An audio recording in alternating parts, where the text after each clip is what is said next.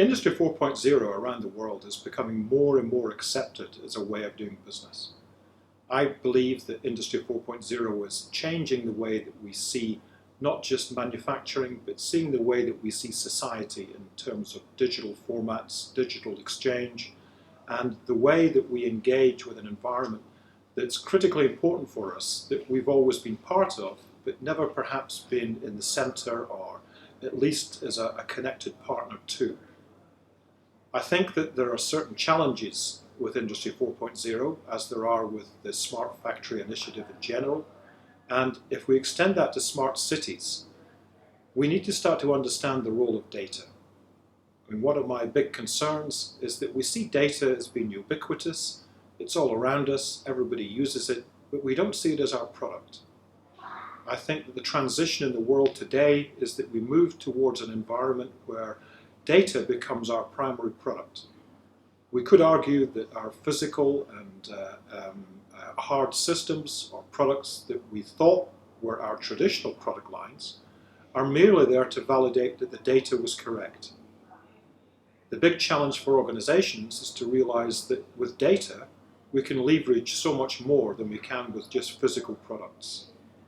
What's required of our supply chains, what's required of our interactions with partners and ultimately with the client and customer is for us to deliver data that's of the highest levels of quality, that produces the highest levels of capability. Now we live in a world that isn't defined anymore by physical parameters, it's defined by digital parameters. The clarity, the integrity and the quality of our data has never been more important now than it has been in its history.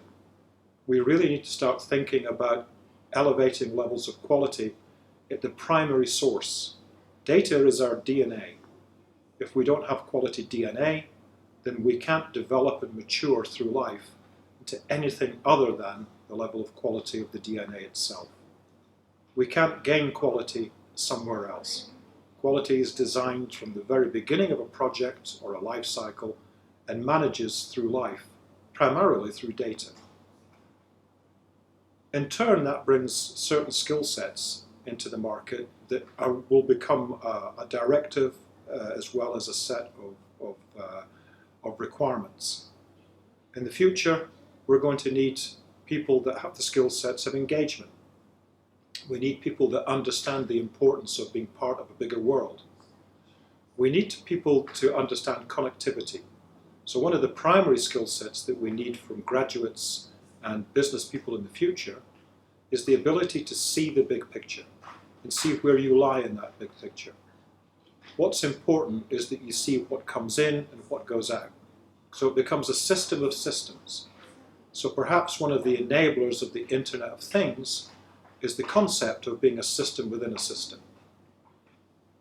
What is very, very important, of course, is not just the connectivity, but the understanding of the engagement. So the ability to leverage data, the ability to understand the importance of where you lie in terms of what you provide to the system as a whole. I think one of the big skill sets that we've lost primarily in the last decade that needs to come back is quality. So it's an understanding not just of the quality of the product, but the quality of the data that we use.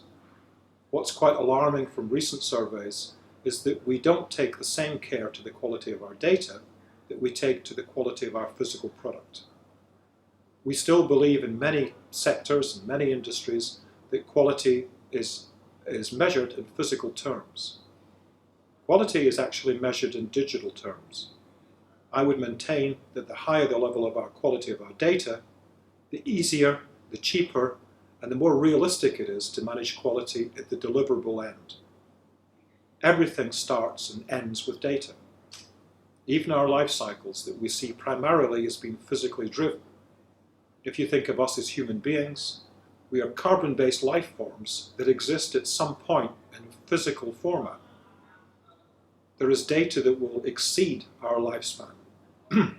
Data that will be used beyond our life itself and may be used in the future in order to do bigger and better things. But even in product or service terms, we need to start thinking beyond just the physical. Many years ago, we helped to define, through a lot of research in aerospace and automotive industries, the concept of the digital twin.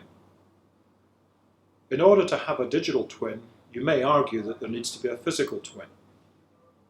I would further argue that the physical twin is just a representation of the digital twin in physical form.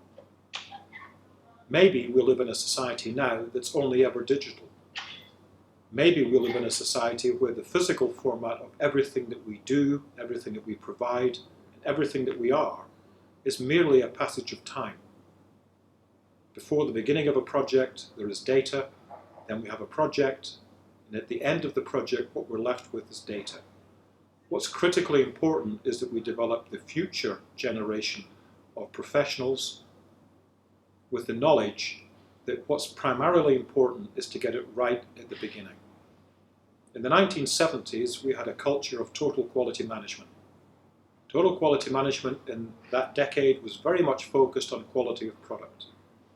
We need to re-envisage that directive and develop a culture of total quality management of data. If the data is right, there is a good chance that the product or the service we deliver will be right. If the data is wrong, there's a good chance that what we deliver will also be wrong. We need to redress the balance, and we need to start thinking about the world in digital terms, but we also need to start thinking about the world in the quality of data that we provide to that digital society. The tasks that we set ourselves in the future will primarily be driven by people. The technology is something that is mature enough. For many years in my generation, we talked about maturing levels of technology and technology availability. The availability of that technology is now mature. The big challenge for us is to change the skills of people. The future will be defined by the people that use technology, not so much by the people that develop that technology. The future is digital, but the future is also about people.